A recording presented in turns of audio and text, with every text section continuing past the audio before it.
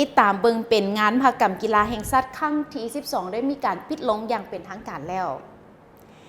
สำหรับงานในครั้งนี้เนาะก็คืองานมหกรรมกีฬาแห่งชาติครั้งที่12หรือเอิ้นว่านครหลวงเวียงจันทน์เกมที่นครหลวงเวียงจันทน์เฮาได้เป็นเจ้าภาพได้ปิดลงด้วยผลสำเร็จอันจบงามในครั้งวันที่25พฤศจิกายนปี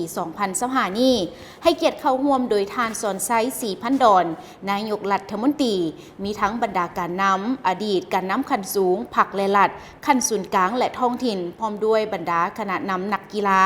ครูฝึกกรรมการตัดสินนักกีฬาและมวลชนชาวนครหลวงเวียงจันทน์พร้อมด้วยแขกทั้งภายในและต่างประเทศก็เข้าร่วมด้วยกันในพิธีปิดงานมหกรรมกีฬาแห่งชาติในครั้งนี้เริ่มต้นด้วยการแสดงศิลปะฟ้อนห้องเพลงเดียวเพลงล้มหมู่เพลงครูยิงซ้ายจากศิลปินที่มีชื่อเสียงในประเทศลาว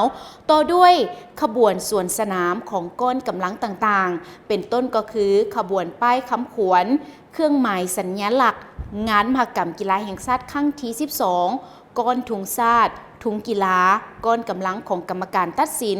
ก้อนกำลังคณะนำครูฝึกและนักกีฬาจากภาคส่วนต่างๆซึ่งหลังจากนั้นทานอาจสะพังท้องศรีพันดอนเจ้าของนครหลวงเวียงจันทน์ทั้งเป็นประธานจัดงานมหกรรมกีฬาแห่งชาติครั้งที่12ก็ได้รายงานให้ฮู้ว่าการจัดการแข่งขันนครหลวงเวียงจันทน์เกมในครั้งนี้ได้จัดแบ่งการแข่งขันใน33ประเภทกีฬาซิงเหรียญทั้งหมดแมน 1,563 เหรียญในนี้เหรียญคำ424เหรียญเหรียญเงิน425เหรียญเหรียญทอง631เหรียญมี21ภาคส่วนจากทั้ง3กระทรวงนครหลวงเวียงจันทน์และ17แขวงในทั่วประเทศและผ่านการแข่งขันกีฬาแต่ละประเภทอันดับที่1มันได้แก่นครหลวงเวียงจันทน์ได้109เหรียญคำ91เหรียญเงินและ119เหรียญทองรวมทั้งหมดแมน319เหรียญนั่นเองส่วนอันดับ2แมนกระทรวงป้องกันประเทศได้68เหรียญ43เหรียญเงิน68เหรียญคำและ57เหรียญทองรวมทั้งหมดแมน168เหรียญอันดับที่3ได้แก่แขวงขมวน56เหรียญคำ41เหรียญเงินและ77เหรียญทองรวมทั้งหมดแมน174เหรียญงานมหกรรมกีฬาแห่งชาติในครั้งนี้ได้สร้างความสามัคคีมิตรภาพความเบิกบานมวลซืนให้แก่ประชาชนบรรดาเผ่าทั้งเป็นการปลุกระดมจิตใจของปวงชนลาวก็คือชาวนครหลวงเวียงจันทน์ในการสร้างขบวนการหอบด้านเพื่อกำหนับรับต้อนวันชาติที่2ธันวาคม50ปีที่ใกล้จะมาถึงอีกบ่เท่าใดวันในข้างหน้านี้อีกด้วยพร้อมนั้นยังมีอีก1วันสำคัญนั่นก็คือวันเกิดประธานไก่สอนพรหมวิหารครบรอบ105ปีทั้งเป็นขีดหมายแห่งขออภัยทั้งเป็นขีดหมายแห่งมหาสามัคคีของปวงชนลาวซึ่งมันได้แสดงออก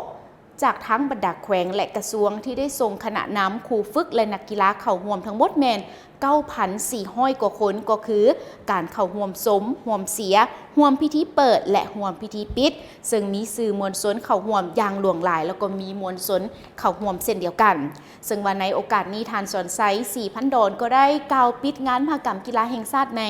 ครั้งนี้อย่างเป็นทางการโดยทานก็ได้ตั้งหน้าให้แก่ทั้งรัฐบาลลาวแสดงความย่องยอสมเสยต่อผลงานของคณะรับผิดชอบจัดงานคณะภาคอำนาจการปกครองพี่น้องประชาชนบรรดาเผ่าชาวนครหลวงเวียงจันทน์บรรดาทานคณะนำกีฬาทุกภาคส่วนครูฝึกกรรมการตัดสินนักกีฬาผู้ประกอบการและพี่น้องประชาชนลาวทุกสั้นคนที่ได้ให้การประกอบส่วนเข้าในการจัดงานเฮ็ดให้งานมหกรรมกีฬาแห่งชาติครั้งที่12ในครั้งนี้มีผลสำเร็จตามจุดประสงค์และระดับคาดหมายอย่างจบงามนั่นเองพร้อมนั้นท่านผู้ชม